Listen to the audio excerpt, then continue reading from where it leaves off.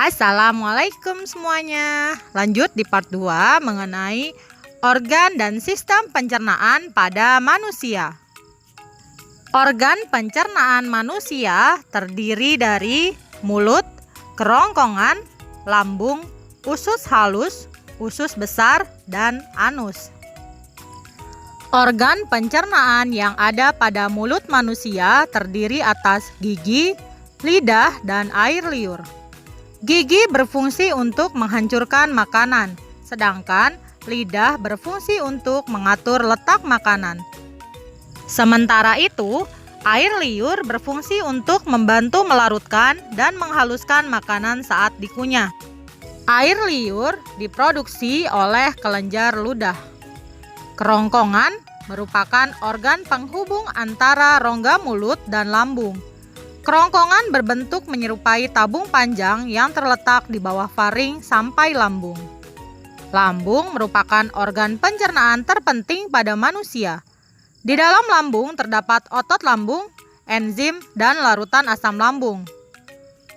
Usus halus berfungsi sebagai tempat penyerapan sari-sari makanan.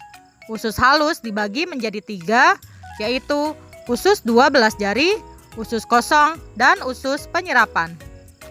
Usus besar berfungsi untuk menyerap air, vitamin, dan mineral yang terdapat dalam sisa-sisa makanan.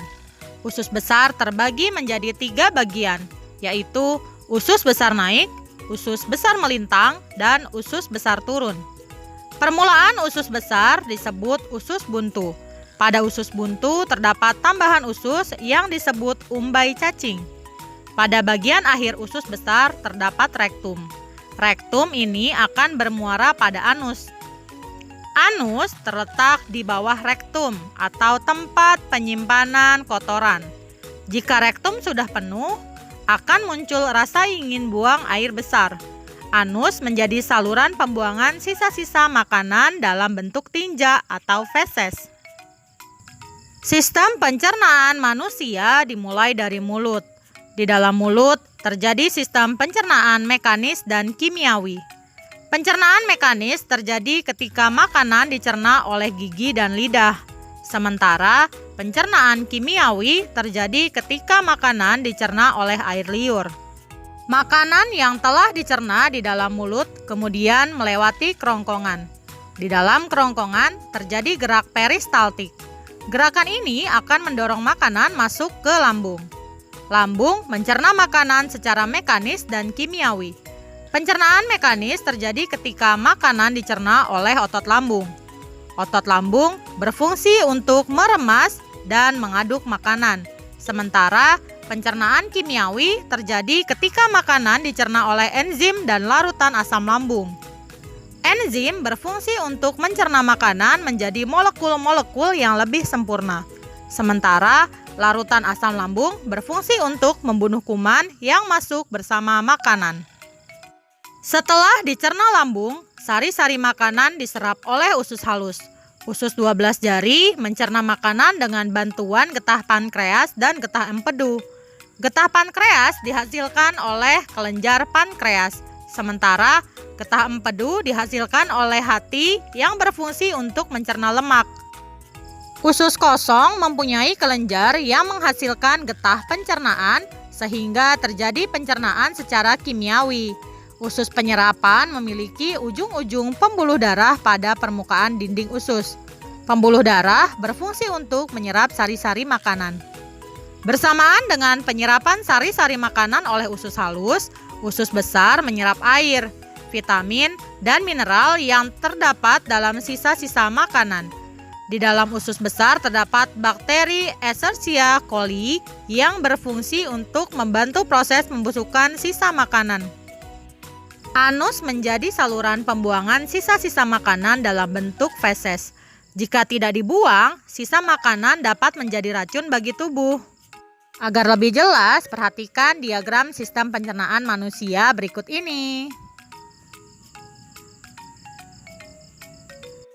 Sistem pencernaan memiliki fungsi penting bagi tubuh kita, yaitu mengolah makanan menjadi energi. Jika salah satu organ pencernaan tidak berfungsi dengan baik, kesehatan tubuh kita akan terganggu, bahkan menimbulkan penyakit. Kita harus menjaga organ pencernaan agar sistemnya berfungsi dengan baik. Berikut beberapa fungsi sistem pencernaan bagi tubuh manusia. Yang pertama, menguraikan makanan dari bentuk kompleks menjadi lebih sederhana. Mencegah racun dan bakteri pembawa penyakit masuk melalui makanan. Menyerap sari-sari makanan ke dalam tubuh dan mengeluarkan sisa-sisa makanan yang tidak dapat diserap oleh tubuh. Secara umum, organ pencernaan manusia hampir sama dengan sapi. Namun terdapat beberapa perbedaan pada struktur organ dan sistem pencernaannya. Mari kita simak perbedaan dan persamaannya. Pada organ, persamaannya, organ pencernaan terdiri dari mulut, kerongkongan, lambung, usus halus, dan anus. Perbedaannya, lambung manusia hanya satu, sedangkan lambung sapi terbagi menjadi 4. Yang kedua, proses pengunyahan makanan. Persamaannya, makanan dikunyah di dalam mulut menggunakan gigi. Perbedaannya, manusia hanya melakukan proses pengunyahan 1 kali. Sedangkan sapi melakukan proses pengunyahan makanan 2 kali. Yang ketiga, proses penyerapan sari-sari makanan.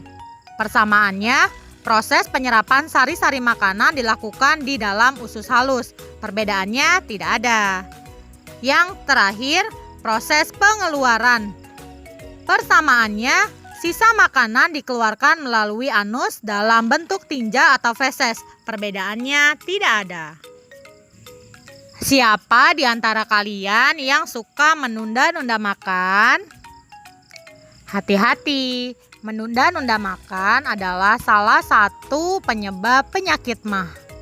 Penyakit MAH merupakan penyakit yang menyerang organ lambung. MAH dapat disebabkan oleh pola makan yang tidak teratur. Gejala yang timbul akibat sakit MAH antara lain perut terasa perih dan mual. Hal ini disebabkan oleh peningkatan asam lambung. Peningkatan asam lambung dapat disebabkan oleh makanan yang terlalu asam dan pedas. Lambung kita mudah memproduksi asam lambung, sehingga kita harus memperhatikan makanan yang dikonsumsi. Misalnya, mengurangi makanan instan atau makanan cepat saji dan memperbanyak asupan sayur dan buah. Selain itu, kita juga harus beristirahat secara teratur, sebab tubuh yang lelah juga dapat meningkatkan produksi asam lambung.